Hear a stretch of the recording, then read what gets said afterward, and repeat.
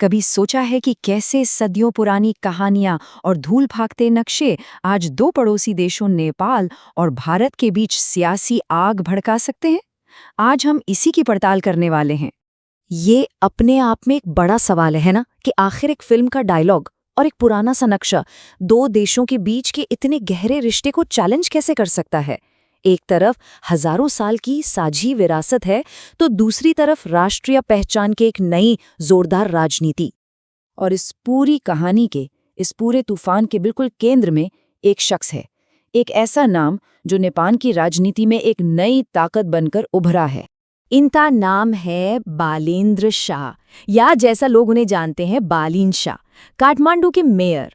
वो अपने बेबाक बयानों और एक राष्ट्रवादी सोच के लिए जाने जाते हैं, और हाल ही में उन्होंने कुछ ऐसे कदम उठाए हैं जिन्होंने भारत और नेपाल के बेहद गहरे सांस्कृतिक और सियासी रिश्तों में एक नई, कह सकते हैं, एक नई बहस छेड़ दी है। तो चलिए सबसे पहले उस विवाद की बात करते हैं जिसकी चिंगारी एक बहुत ही पॉपुलर फिल्म से उठी थी। जून 2023 बालिन शाह का ये बयान सामने आता है।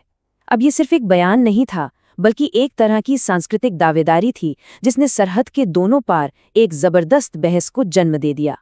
तो हुआ ये था कि भारतीय फिल्म आदि पुरुष में एक डायलॉग था जिसमें सीता को भारत की बेटी कहा गया था।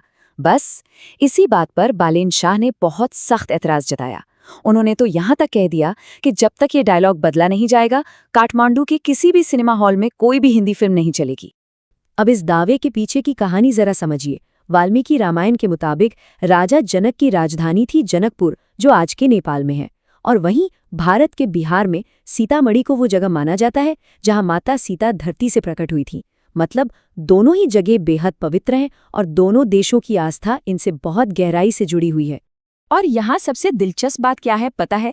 ये कि प्राचीन मिथिला साम्राज्य जहाँ सीता का जन्म हुआ, वो आज के भारत और नेपाल की सियासी सरहदों में बटा हुआ नहीं था। वो तो एक बहुत बड़ा कल्चरल एरिया था जो दोनों देशों में फैला है। तो इसीलिए सीता को किसी एक देश की बेटी कहना असल में एक बहुत बड़ी सांस्कृतिक विरासत को आज की राजनीतिक सीमाओं में कैद करने की कोशिश जैसा है। चलिए, ये तो हुई पहली बात। अब आते हैं दूसरे विवाद पर जिसने नक्शों के जरिए एक नई बहस को जन्म दिया। और ये विवाद शुरू हुआ बालेन शाह के दफ्तर में लगे एक नक्शे से। तो हुआ यूं कि बालेन शाह ने अपने ऑफिस में ग्रेटर नेपाल का एक नक्शा टांग दिया। इस नक्शे में भारत के आज के कुछ हिस्सों को नेपाल का हिस्सा दिखाया गया था। बस फिर क्या था, इस एक कदम ने भारत के पॉलिटिकल और मीडिया सर्कल्स में तुरंत हलचल मचा दी। अब देखिए, इस नक्शे का हिस्टोरिकल कॉन्टेक्स्ट समझना बहुत जरूरी है। ये उन इलाकों को दिखाता है जो 1816 की सुगौली संधि से पहले नेपाल का हिस्सा हुआ करते थे। इसी संधि के बाद नेपाल और ब्रिटिश इंडिया के बीच आज की मॉडर्न बाउंड्री तय हुई थी। तो ये एक ऐतिहासिक नक्शा है, नेपाल का मौजूदा ऑफिशियल मैप नहीं। लेकिन यहाँ जो बात असल में दिलचस्प है वो ये है कि शाह का ये कदम यूं ही नहीं उठाया गया था। इसे भारत के नए संसद भवन में लगे अखंड भारत म्यूरल की सीधी प्रतिक्रिया के तौर पर देखा गया। तो ये असल में कोई जमीनी दावा नहीं, बल्कि एक सिंबॉलिक, एक पॉलिटिकल जवाब था, एक एक्शन का रिएक्शन। तो इन सारे विवादों को समझने के लिए ना हमें बालेन शाह की पॉलिटिक्स और उनकी बैकग्राउंड को समझना होगा।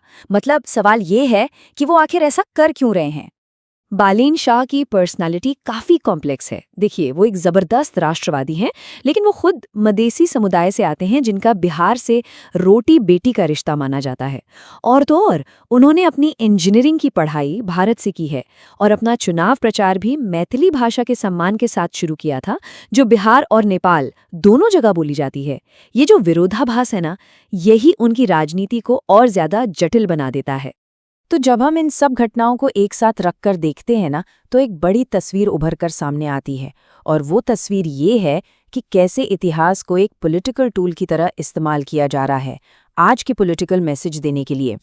तो सबसे ज़रूरी बात समझने की ये है कि बालेन शाह के इन कदमों को ज़मीन पर कब्जे के दावों के तौर पर नहीं, बल्कि नेपाल की सांस्कृतिक आज़ादी और एक अलग राष्ट्रीय पहचान को मजबूत करने की कोशिश के तौर पर देखा जाना चाहिए। ये सब उनकी नेपाल फर्स्ट की पॉलिटिक्स का एक बहुत ही मजबूत प्रदर्शन है। और अंत में ये सब हमें एक बहुत ही अहम सवाल पर लाके छोड़ देता है कि जब आने वाले कल को बनाने के लिए बीते हुए कल का इस्तेमाल होता है, तो ये तय करने का हक किसे है कि नक्शा कौन खींचेगा, चाहे वो नक्शा जमीन का हो या फिर संस्कृति का।